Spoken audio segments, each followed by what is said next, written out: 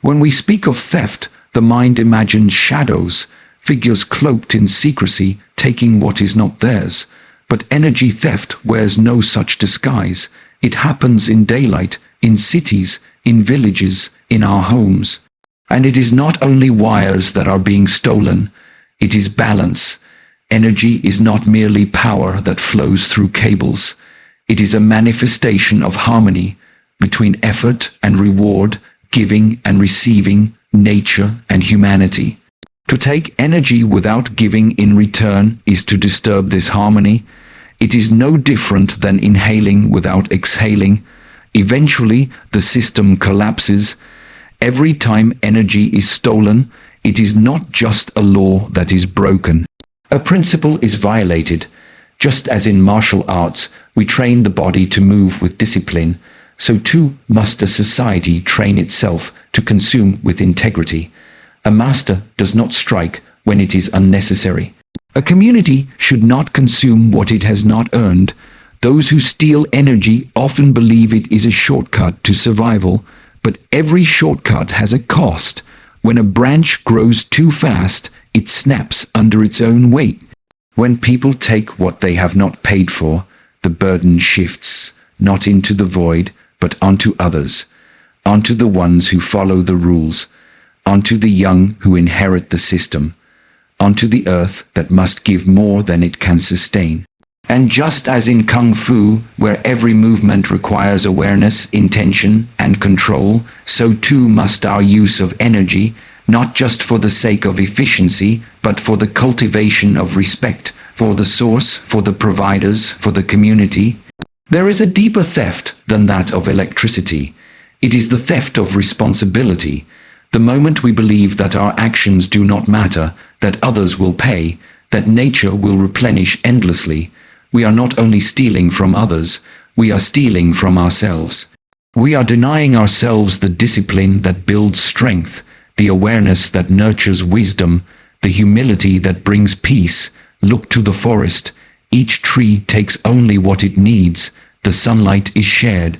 The rain falls for all. There is no greed in nature, only necessity. Energy theft is not necessity. It is disconnection. A disconnection from the principles that govern not just electricity, but life. When the inner world is chaotic, the outer world reflects it. Energy theft is not just an act of the hand, it is a symptom of the mind. And so, to stop it, we must begin not with punishment, but with understanding. We must train our thinking as we train the body, with clarity, with purpose, and with discipline.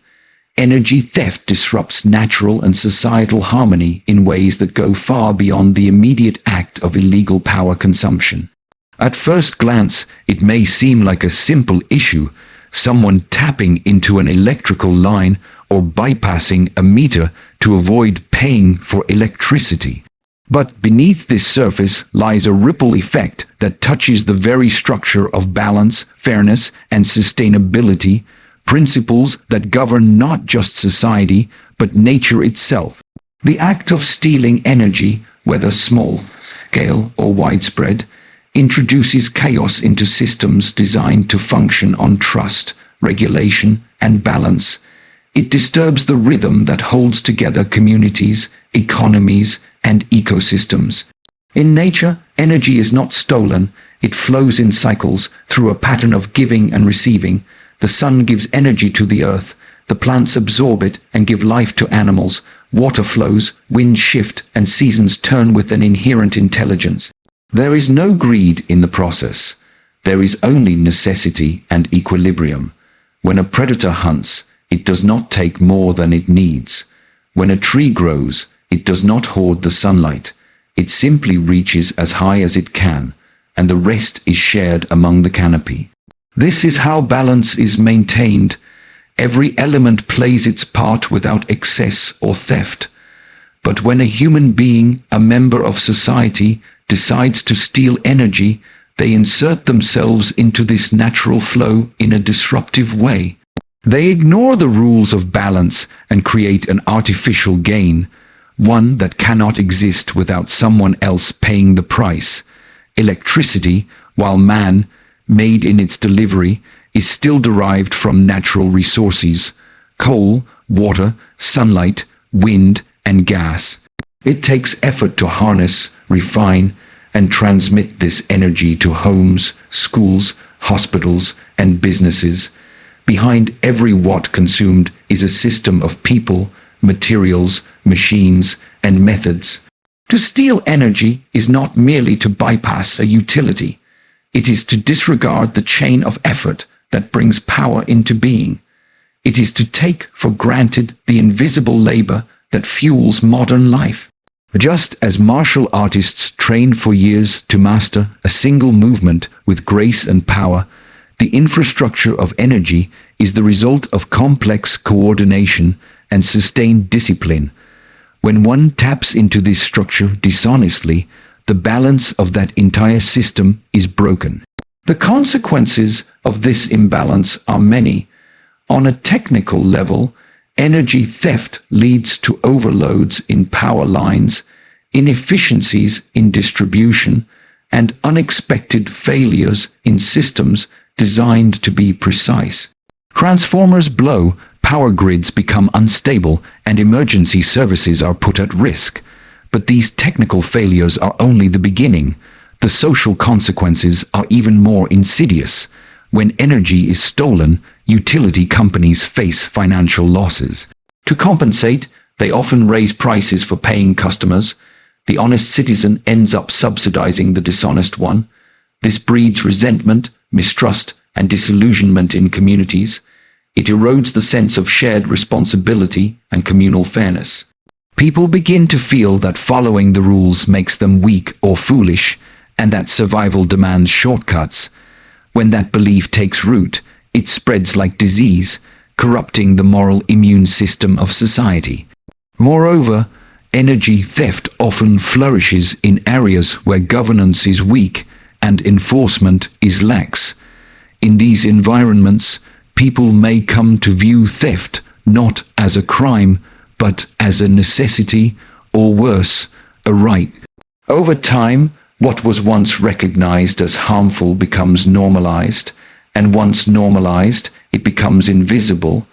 This is the most dangerous stage, when wrongdoing hides behind familiarity. A society that grows used to energy theft loses its sensitivity to justice. It becomes deaf to the quiet voice of conscience, and in that silence, the structure of accountability begins to decay. There is also a psychological cost. To live by theft is to live with fear, fear of being caught, fear of exposure, fear of punishment. These fears, whether acknowledged or repressed, corrode the human spirit. They create stress, defensiveness, and a sense of isolation. When people normalize theft, they also normalize suspicion. They expect others to cheat because they themselves do, and so trust, the essential glue of society, begins to dissolve. Families may quarrel over bills and blame. Neighbors become adversaries. Communities fracture. All of this begins with the simple act of taking what was not earned. In spiritual traditions, including those that inform martial philosophy, energy is considered sacred. In Chinese medicine and Taoist practice, for instance, energy, or Qi, flows through meridians in the body. When the flow is blocked or misused, illness arises. The same concept applies at the social level. Energy stolen is energy misused. It creates blockages in the system, distorting the natural flow of fairness, progress, and peace. The illness manifests not in fever or pain, but in rising costs, failing systems, angry citizens, and environmental degradation. Another aspect to consider is the environmental cost. Many energy systems, particularly in developing countries, rely heavily on fossil fuels. The more energy is consumed, the more natural resources are depleted, and the more carbon is released into the atmosphere. When energy is stolen, it often results in wasteful or excessive use, since there is no direct cost attached. Lights burn all day, Machines run when idle, devices are left plugged in unnecessarily. This careless consumption accelerates the degradation of the planet. It is, in effect, a theft not only from a utility company, but from future generations. From the forests not yet cut, from the rivers not yet polluted, from the air not yet poisoned, it is a theft from time itself. Yet, even in communities where economic hardship is real, where access is limited and inequality is deep, energy theft is not the solution. It is a temporary fix that creates long-term damage. The better path is collective accountability and system-wide reform. But such reform cannot happen when theft is rampant. It can only begin when individuals choose discipline over convenience, ethics over ease, and contribution over consumption.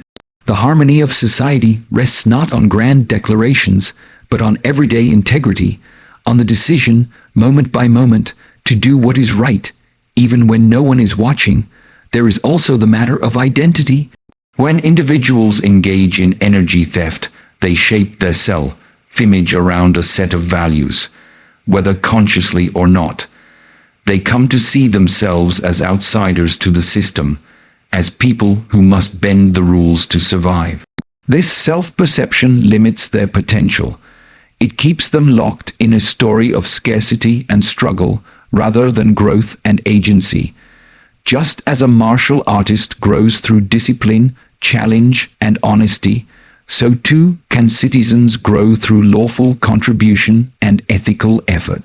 When people begin to see themselves not as takers but as stewards of energy, of community, of the planet, their identity shifts, and with that shift, harmony is restored.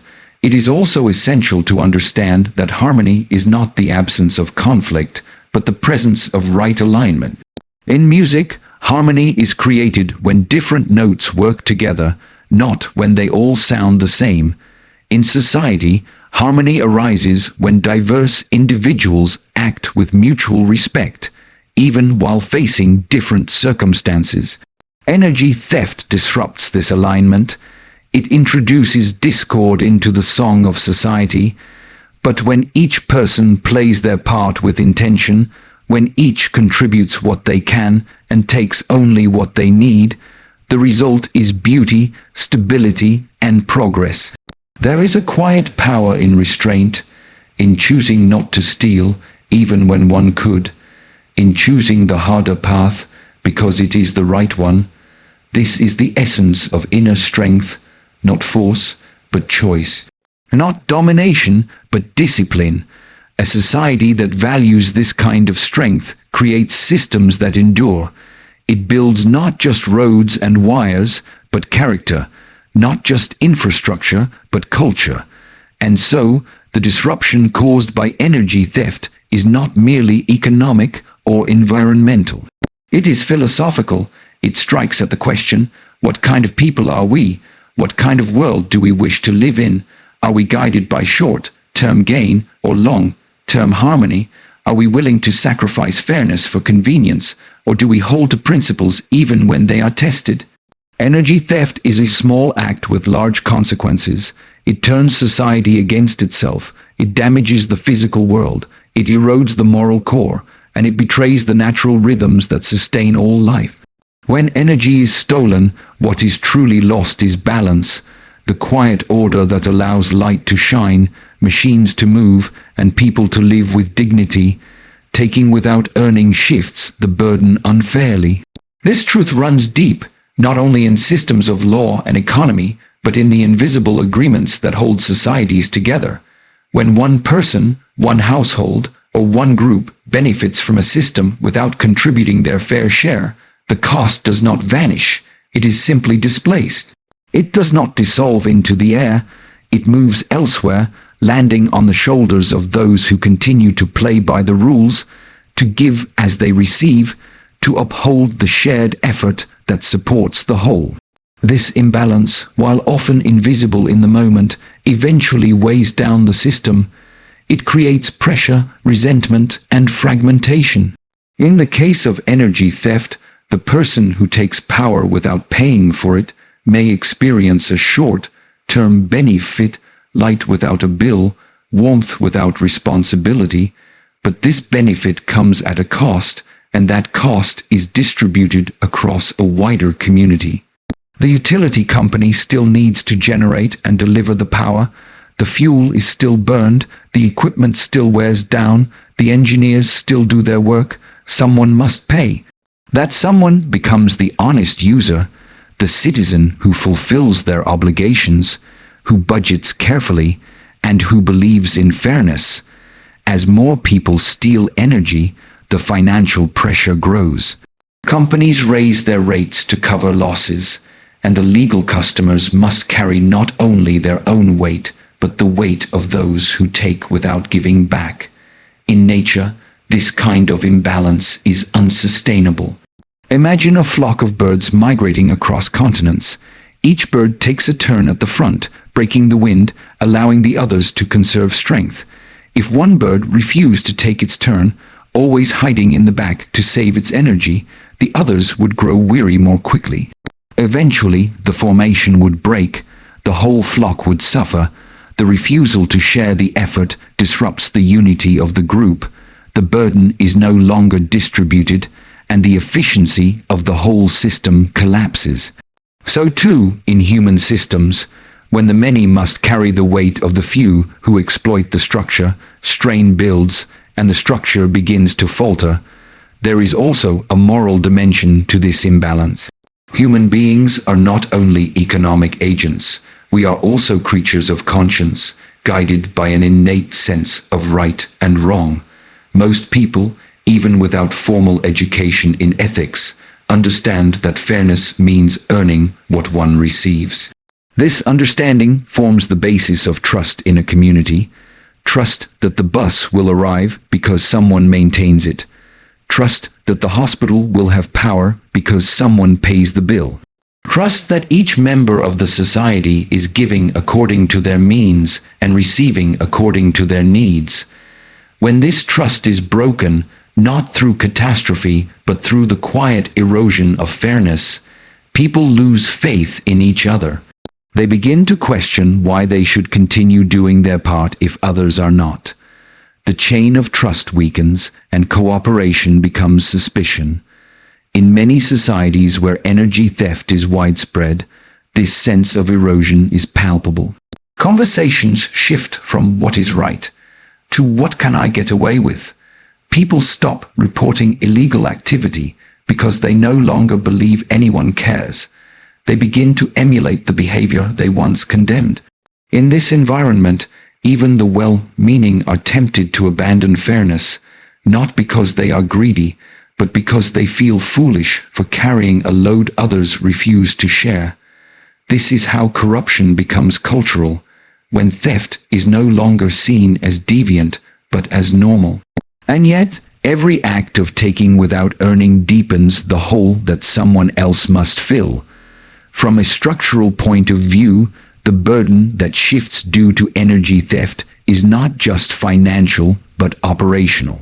Systems are designed with certain assumptions: predictable consumption, consistent payment, stable demand.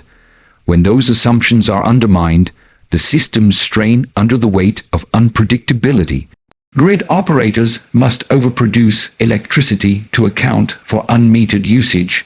Maintenance teams are forced to repair infrastructure damaged by illegal connections. Technical losses multiply, not because of system inefficiency, but because of human intervention rooted in irresponsibility.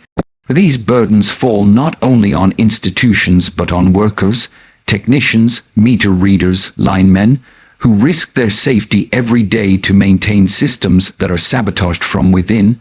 Furthermore, the burden often shifts most harshly onto the poorest and most vulnerable.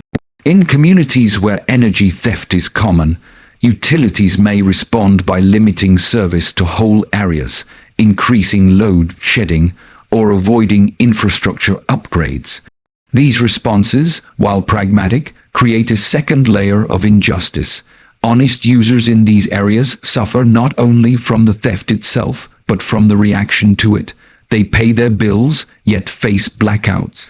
They follow the rules, yet live in darkness. They are doubly burdened, first by the theft of others, then by the systemic response to it.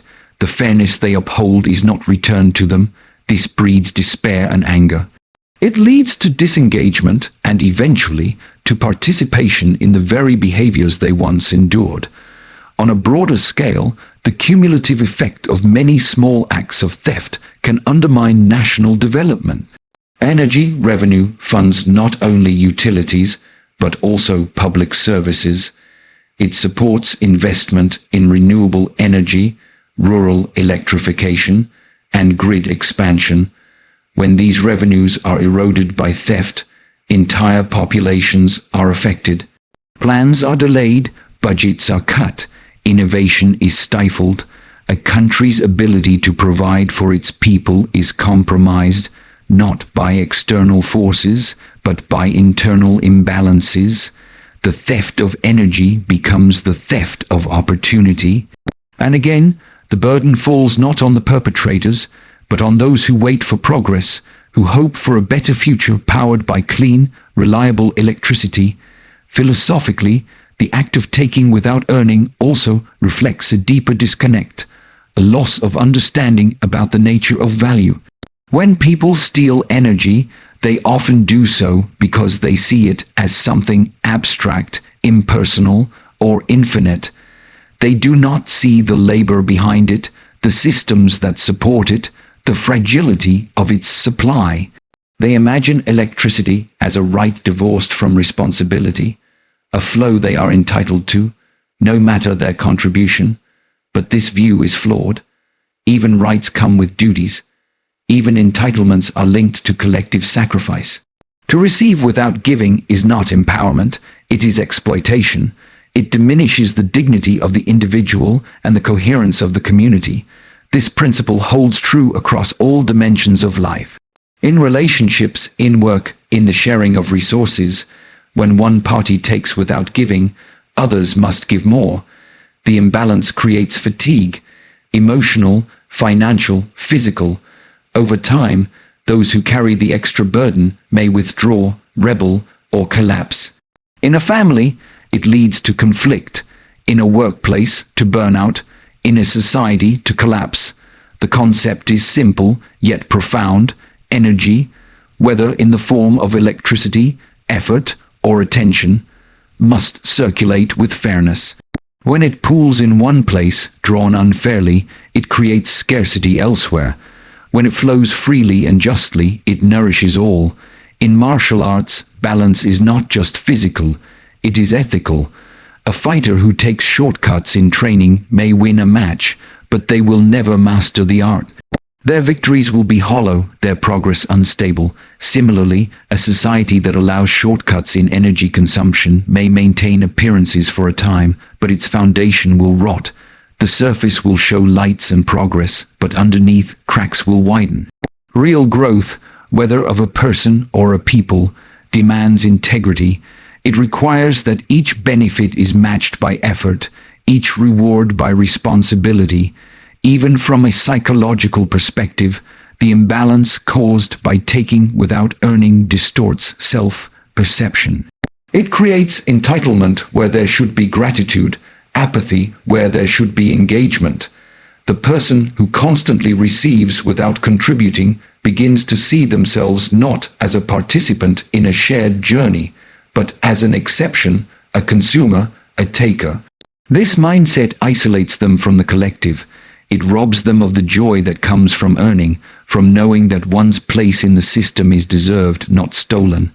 There is a deep satisfaction that arises from contribution, a pride that cannot be bought or faked.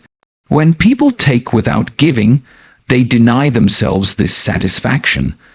They trade the quiet strength of dignity for the fleeting thrill of gain. Children raised in environments where such imbalances are normalized often inherit distorted views of fairness. They see rules as optional, systems as enemies, and effort as naive. This damages not only their prospects, but the moral fabric of the next generation. When fairness is not modeled, it is not learned. When giving is not practiced, it is not valued. Thus, energy theft becomes more than an economic issue. It becomes a generational wound, passed on not just in behaviors but in beliefs. This is why the burden must not be allowed to shift silently.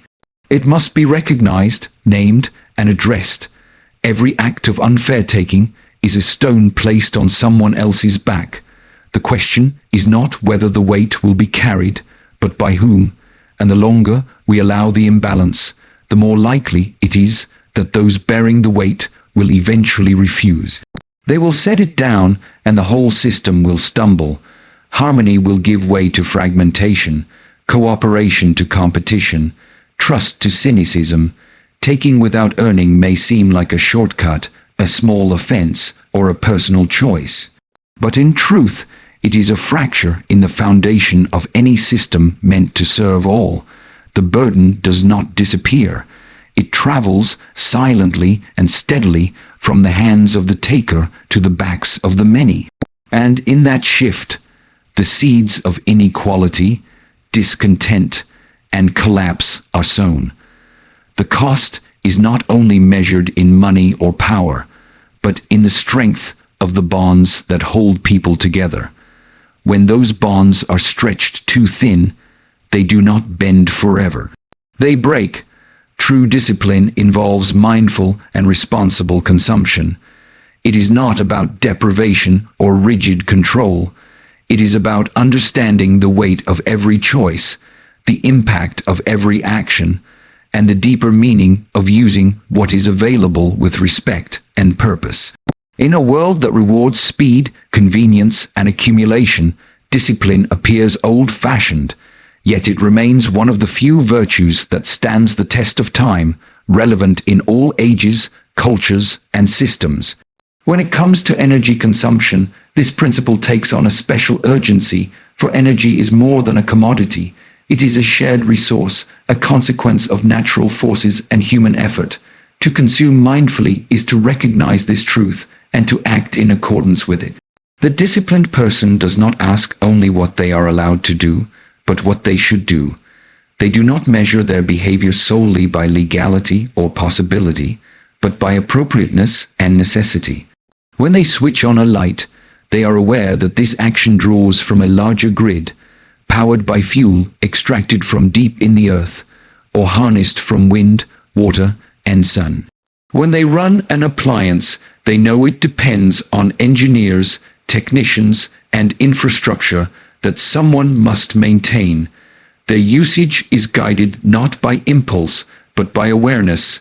This is not paranoia or guilt, it is clarity. It is the knowledge that every unit of electricity consumed has a cost that ripples outward, economically, environmentally, and ethically. Such clarity does not paralyze, it empowers. It shifts consumption from being a passive act to an intentional one. It teaches the value of enough. In societies where abundance is worshipped, the idea of sufficiency often feels foreign. Yet discipline is not born from lack, but from understanding. The person who consumes mindfully is not less free, they are more grounded. They are not enslaved by appetite or habit. They are free to choose wisely, to stop when enough has been reached, to consider the needs of others without losing sight of their own. Energy, like time, is something that can never truly be reclaimed once used. It flows forward, one direction only. To waste it mindlessly is to lose a chance, a moment, a piece of the future. A room left brightly lit in an empty house may seem like nothing, but multiplied across millions of homes, it becomes a demand that must be met, a strain on systems, a call for more fuel, more emissions, more cost. The disciplined individual sees this not as an abstraction, but as a reality they participate in. They take ownership of their share in the system. They realize that their footprint, however small, is real. Mindful consumption is not passive or silent. It is an active form of respect, respect for the systems that provide, respect for the people who maintain them, respect for the environment that makes it all possible.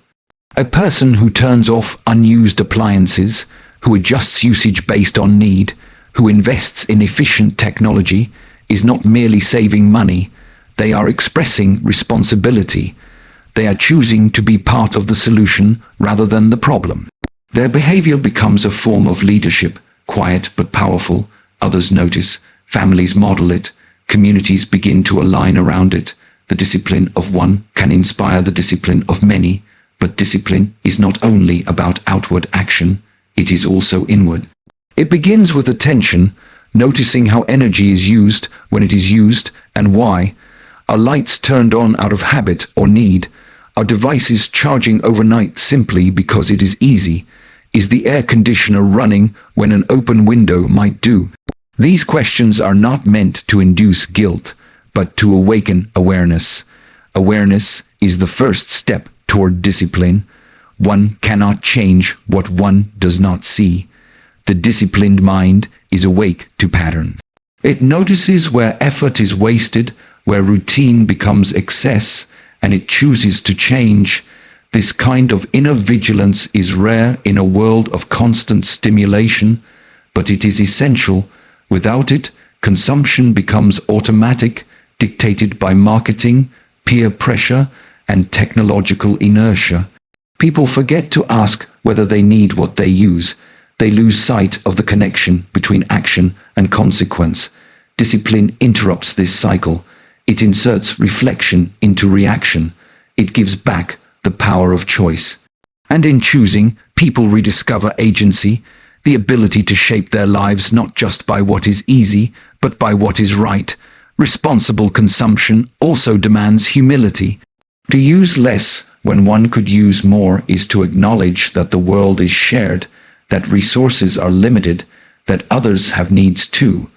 It is to reject the myth of endless entitlement and to accept the reality of interdependence. This humility does not weaken the individual, it strengthens them. It builds resilience, adaptability, and perspective. It teaches that value is not found in excess but in intention. There is also a sense of elegance in discipline. Like a martial artist who wastes no motion, who strikes only when necessary, who conserves energy for the right moment, the disciplined consumer uses what is needed with precision. Their life is not cluttered with waste, nor is their spirit clouded with regret. They are not controlled by consumption, but in control of it. They understand that the highest form of mastery is not the ability to consume endlessly, but the wisdom to consume wisely. In a world where energy theft and irresponsible usage are normalized in many places, the disciplined person stands apart. They represent a different way of being, not louder or more righteous, but more conscious. They understand that responsible consumption is not a punishment, but a privilege. It is the opportunity to contribute to harmony rather than chaos, to sustainability rather than depletion, to fairness rather than exploitation. Every choice becomes a vote for the kind of world they wish to live in. Discipline is also contagious. It moves quietly through observation and imitation. A child who sees their parent unplug devices learns to respect energy. A neighbor who notices solar panels or efficient bulbs may become curious. A friend who hears about lower bills due to careful usage may begin to ask questions. Change spreads not through lectures, but through example. The disciplined person does not preach, they live, and their life becomes a quiet invitation for others to follow. Even in the context of poverty or scarcity, discipline matters. In fact, it matters more. When resources are limited, every unit of energy counts. Careful usage can mean the difference between access and blackout, between progress and stagnation. In these contexts, discipline is not a luxury, it is a necessity. And yet, even here, the temptation exists to misuse, to cut corners, to justify excess by pointing to hardship. But true discipline refuses this excuse. It recognizes that hardship does not absolve one of responsibility. On the contrary, it elevates the need for wisdom. Discipline does not deny pleasure or comfort. It simply asks that they be earned, that they be appropriate, that they be balanced with awareness. There is a deep satisfaction in knowing that one's comfort is not bought at another's expense, that one's convenience does not come from someone else's hardship. This satisfaction is subtle but profound. It brings peace, confidence, and dignity. It allows people to live with themselves, to feel aligned inside and out. Responsible consumption also prepares individuals for crisis. When energy systems fail due to natural disaster, conflict, or economic collapse, those who are accustomed to discipline adapt more easily. They are not thrown into panic. They know how to prioritize, how to minimize, how to endure. They have trained their minds and habits to survive on less, to stretch what they have, to make thoughtful decisions under pressure. In this way, discipline is not just a moral asset, it is a practical strength. On the societal level, responsible consumption enabled by discipline leads to collective resilience. When enough individuals make better choices, systems run more efficiently. Demand becomes more predictable. Supply becomes more stable. Infrastructure is less strained. Planning becomes more effective. This allows for better investment, smarter growth, and a smoother path towards sustainable energy transitions. In contrast, undisciplined usage, fueled by greed, ignorance, or indifference, leads to volatility, blackouts, rationing, price hikes. It creates fragility. It builds systems on sand. This is why discipline must be cultivated not just as a personal virtue, but as a cultural value. Schools must teach it, leaders must model it, media must highlight it. It must be seen not as a burden but as a strength, not as denial but as wisdom. A culture that respects mindful consumption is one that respects itself. It does not chase illusions of endless growth, but seeks balance, equity, and continuity. It looks beyond the now, beyond the individual, to the wider web of life. Even spiritually, discipline in consumption is a form of reverence. It is a way of honoring the forces that make life possible: sun, wind, water, earth. It is a form of gratitude, expressed not in words but in behavior. The person who uses electricity with care is not simply efficient.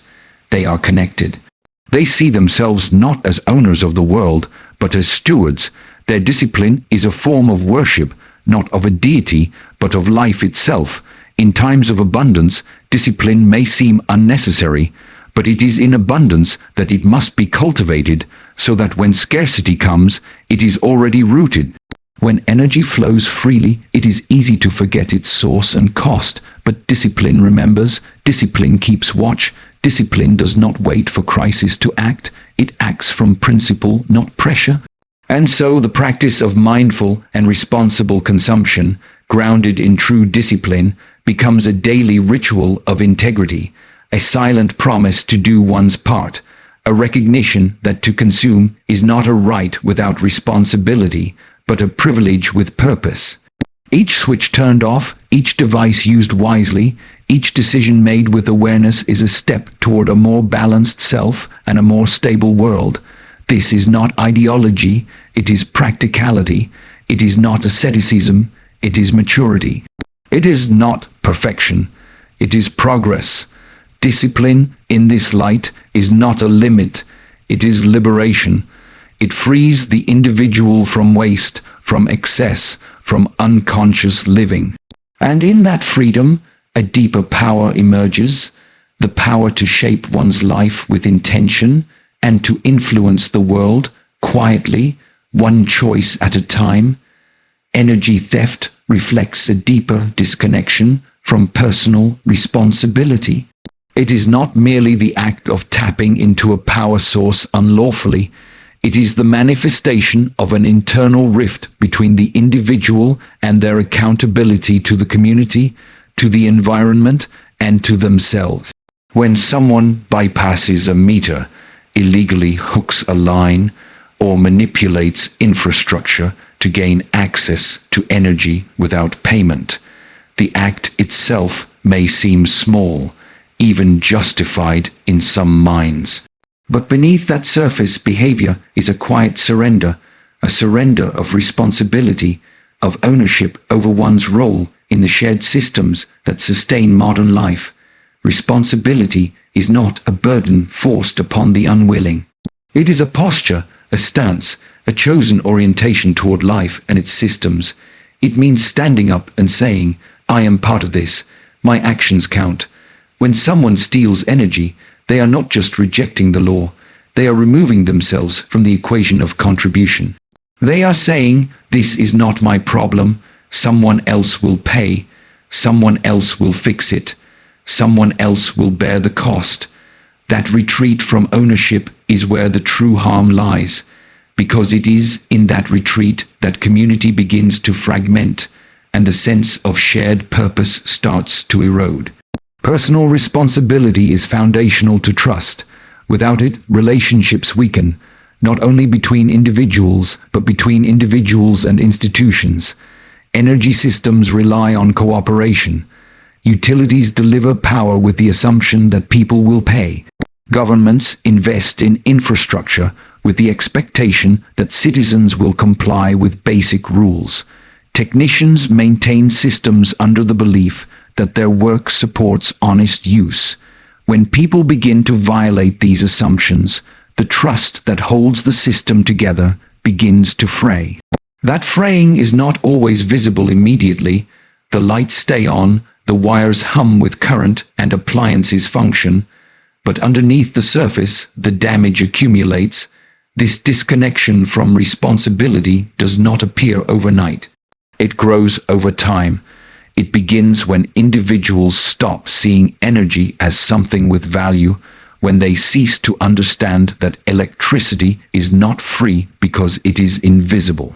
The wire on the pole or the outlet in the wall becomes a symbol of infinite supply, rather than a doorway into a vast and complex network that requires constant care and fair exchange. When someone is disconnected from the origins of the resource, they stop recognizing the work, time, and resources that brought it into their home, and without that recognition, responsibility fades.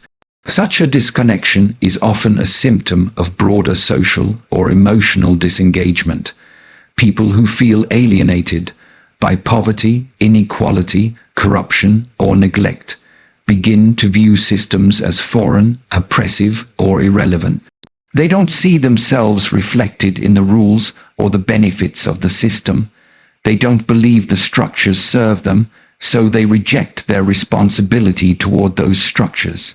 Energy theft in this light is not only a criminal act, it is also a protest, a symptom, a signal that something in the social contract has broken down, and yet, even as a symptom, it perpetuates the very dysfunction it emerges from. It deepens the rift between individual and institution. It widens the gap between usage and responsibility. Responsibility, at its core, is not reactive. It is proactive.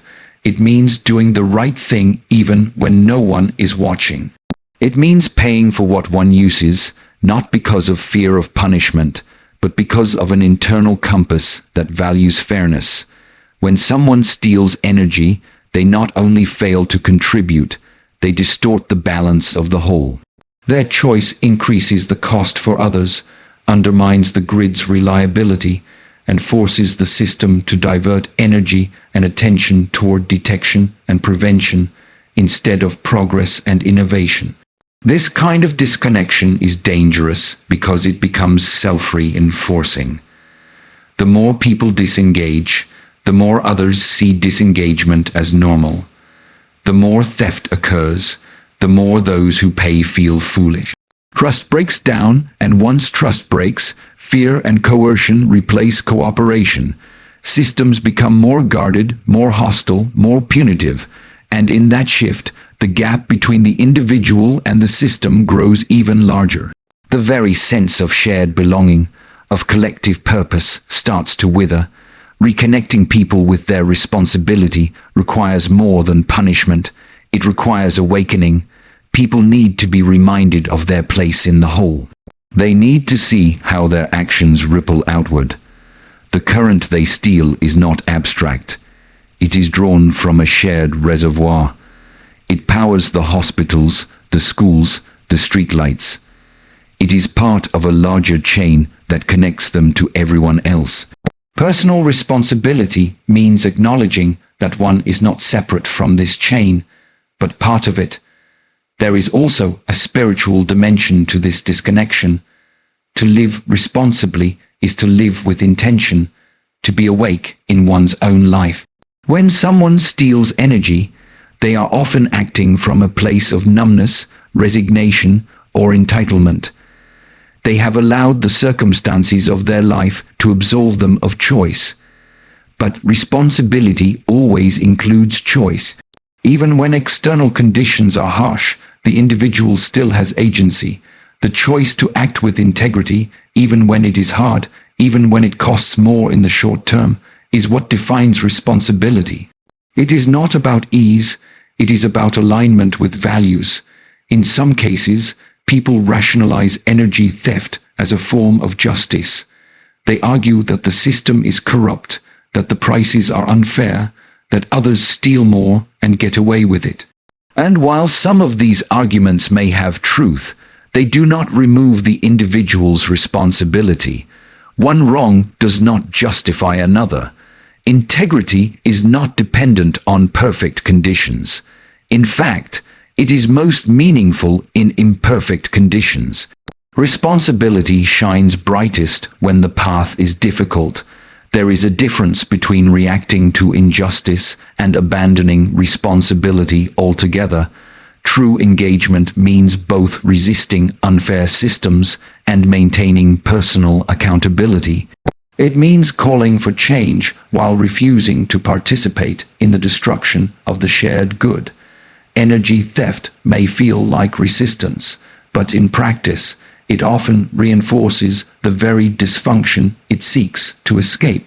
It drains resources, degrades infrastructure, and perpetuates inequality. And once again, the burden falls on those who choose to uphold their part. To re-establish the link between action and responsibility, people must be reconnected with consequence. Systems must become more transparent.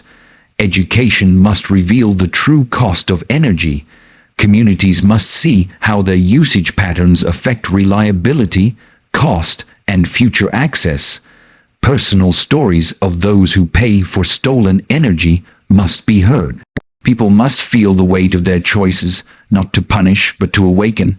This awakening can restore the lost connection between individual behavior and collective outcome. Personal responsibility is not about perfection. It does not mean every person will always make the right choice.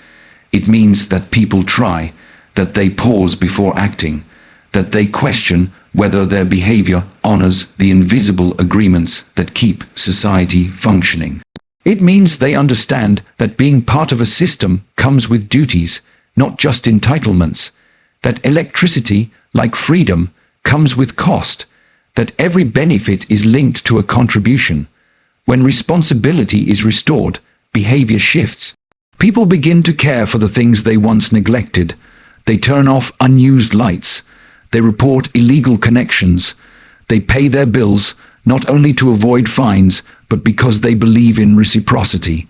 And over time, this culture of care spreads, systems begin to stabilize, trust begins to grow, the line between individual and community becomes less rigid, people feel seen, heard, and respected, and in return, they respect the system. The journey toward responsible energy usage is not only about efficiency or regulation, it is about healing a broken relationship between individuals and the structures that support them. It is about moving from blame to ownership, from passivity to engagement, from reaction to contribution. And it begins with the simple, powerful recognition that every person matters, that every choice counts, that energy is not just something to be consumed, but something to be respected. This reconnection is not abstract. It shows up in daily life. in the way someone explains electricity to their children, in how they discuss utility bills with their neighbors, in the care they take not to overload circuits or tamper with meters. These are not grand gestures, they are small acts of responsibility, but they add up, they shape culture, they redefine norms, and they remind everyone involved that integrity, though quiet, is powerful. A society where personal responsibility is embraced becomes more resilient. It needs fewer rules, fewer enforcers, fewer threats. People police themselves because they understand what is at stake. They don't need to be watched because they are already watching within. Their sense of identity includes the well-being of others. Their decisions are guided by a larger vision. In such a society, energy theft becomes not only rare, it becomes unthinkable. Not because it is impossible, but because it is out of alignment with the shared understanding of what it means to belong. People don't just avoid theft, they actively work to prevent it. They protect the systems that serve them. They teach others the same values, and they hold each other accountable, not out of judgment, but out of care. This is the transformation that true responsibility enables. It moves people from users to stewards, from consumers to citizens, from isolated individuals to connected members of a larger whole. It re-establishes the sacred link between benefit and contribution. It says, I will not take what I have not earned. I will not shift the cost to others. I will stand in my role, however small, and carry it with honor. And from that place, real change becomes possible.